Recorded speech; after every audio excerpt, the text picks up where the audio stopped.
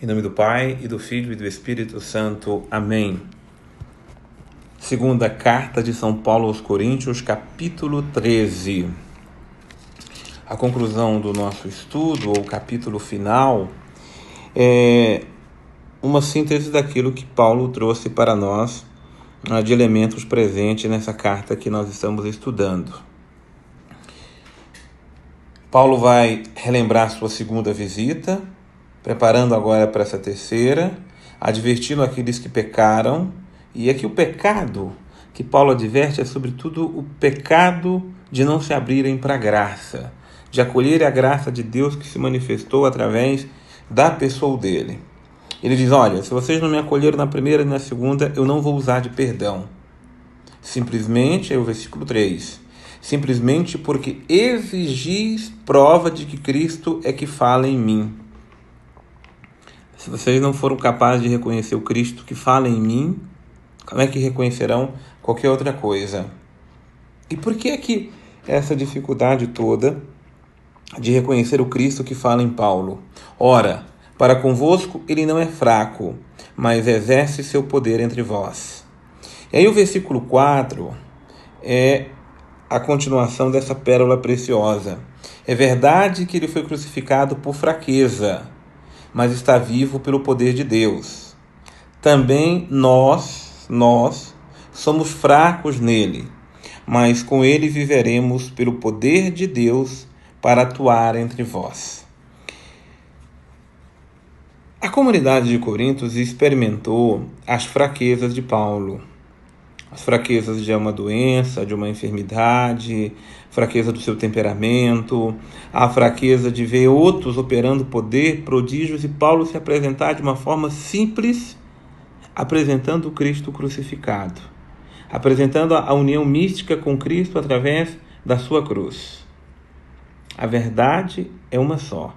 Os cristãos de ontem, os cristãos de hoje, não querem saber de fraqueza. Nós estamos no mundo dos super-heróis, e as pessoas, inclusive, querem os super-heróis da fé. Não é à toa que Paulo usa a expressão irônica dos super-apóstolos. Nós vimos isso já no nosso estudo. E hoje também, da mesma forma, as pessoas querem super-mães, super-pais, super-padres, super-pastores, super-pregadores, e super único, que não é super, mas é grandioso em nosso meio, é o nosso Deus. Nosso Deus poderoso, amoroso, mas que Paulo recorda que foi condenado na fraqueza. Ele experimentou a fraqueza. Fraqueza da cruz é uma fraqueza extrema. Nós recusamos a fraqueza. A fraqueza da dor, da enfermidade, dos limites, a fraqueza das coisas que não dão certo, daquilo que não conseguimos. Desculpa, mas há no meio de nós uma tendência, seja no campo psicológico, seja no campo teológico, no campo religioso, na esfera do mundo em que vivemos, em ter pessoas que não conhecem fracasso, é somente sucesso. A palavra mais em voga é sucesso. Ter sucesso, desejar sucesso para o outro. Quando na verdade isso não é evangélico. Porque todos nós passamos pela experiência de fracassos na vida. De não termos êxito. Temos êxito hoje, amanhã não teremos o mesmo êxito. Fomos bem hoje, amanhã não seremos tão bem. Estamos saudáveis hoje, amanhã ficaremos doentes. Se desenvolvem até fórmulas para as pessoas não ficarem doentes, mas são fórmulas até momentâneas. Porque passaremos e aqui entre aspas a expressão é essa mesma, pelo fracasso da morte. Fracasso de fraqueza da morte, porque ela nos reduz, ela nos puxa tudo. E por isso que durante a vida vamos experimentando pequenas mortes para experimentarmos nossa fraqueza, porque Paulo já nos disse isso nos estudos anteriores, é na nossa fraqueza que se manifesta o poder de Deus. Mas o cristianismo vai se tornar fracassado quando for só o cristianismo dos milagres e das realizações, dos êxitos e das vitórias. É um engano. E o que se coloca às vezes de propaganda de televisão, de redes sociais, são simplesmente os êxitos, a prosperidade, a vitória, as conquistas. A vida não é feita só de êxitos, conquistas e vitórias. Aprendamos que as fraquezas, os fracassos, as derrotas fazem parte da vida, e os vitoriosos na vida são aqueles que sabem viver para além dos fracassos, das derrotas e das dificuldades. A comunidade está com dificuldade agora de agregar, de acolher Paulo por causa disto, porque Paulo se manifestou a eles na fraqueza. Como foi difícil para olhar para o Cristo crucificado, e olhamos para os Cristos hoje pregados em paredes das nossas casas, das nossas igrejas, o que ele faz ali. Eu cada vez me torno apaixonado pelo Cristo crucificado, porque é onde ele se assemelha a mim e eu posso me assemelhar a ele nas minhas fraquezas, nas minhas penúrias, nos meus pecados, nas minhas fragilidades, nas minhas doenças, nas minhas enfermidades. Cristão não é super-herói. Cristão é o seguidor de Cristo crucificado. É aquele que carrega em si as marcas do crucificado. Por isso, experimenta as fragilidades. E são elas que nos tornam mais unidos a Deus. Infelizmente, nossas comunidades e muitos de nós não queremos abraçar o crucificado. Queremos abraçar apenas o êxito, o sucesso, as curas e os milagres.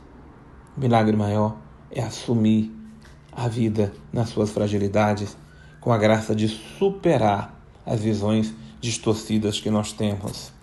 Também nós somos fracos nele, mas com ele viveremos pelo poder de Deus para atuar no meio de vós. Nós atuamos em nome de Cristo, experimentando toda a fraqueza em nós. E depois, então, Paulo segue, eu vou lá para o versículo 9, alegramo-nos de ver-vos forte enquanto nós somos os fracos, né?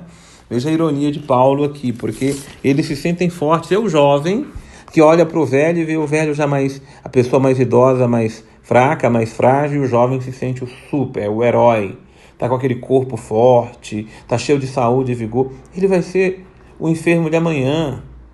É aquele que experimenta o êxito, está bem financeiramente, tudo andando bem, e aí ele se sente melhor do que o outro. O outro é o fracassado e eu sou vitorioso.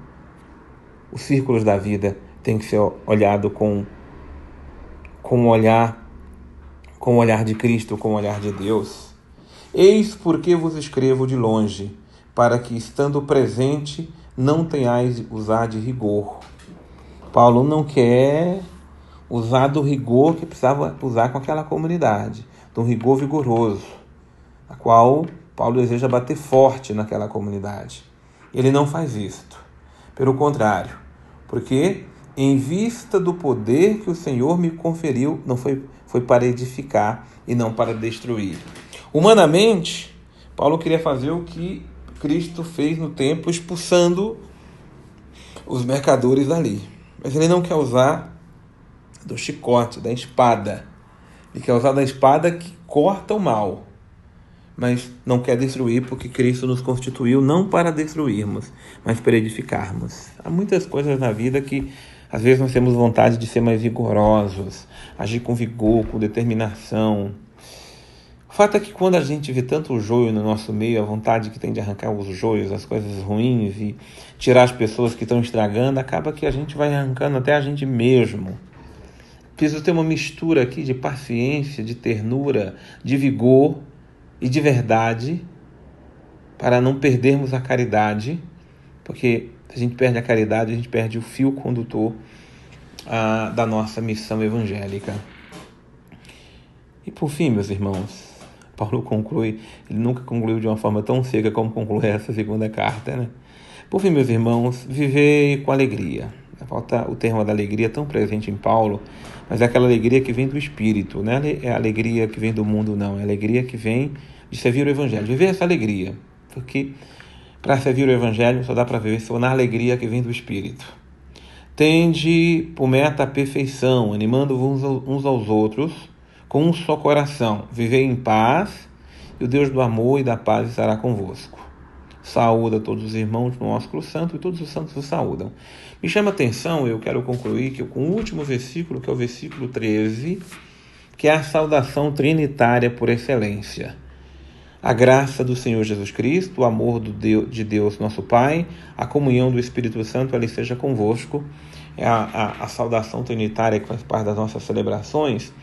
É a maneira como Paulo expressa a presença também de Deus no seio da comunidade, na nossa vida e no coração dos seguidores do crucificado. Primeiro, o Espírito, ele opera em nós a comunhão. É o Espírito que opera a nossa comunhão com Deus. É o Espírito que opera a nossa comunhão uns com os outros. É o Espírito que nos ajuda a viver a comunhão como forma de relação com Deus na formação desse corpo místico de Cristo. É a graça de Cristo que nos une a Deus. É a graça de Cristo que nós podemos superar os pecados, as dificuldades, as tribulações e as circunstâncias tenebrosas da vida. A comunhão no Espírito, a graça de Cristo, nos conduz para o amor do Pai, para o colo do Pai, esse colo de amor, o colo amoroso, porque é neste amor que nós fomos criados. Por isso, o que eu posso desejar é que a graça do Senhor Jesus Cristo, o amor do Pai e a comunhão do Espírito Santo estejam com todos vós. Em nome do Pai, e do Filho, e do Espírito Santo. Amém.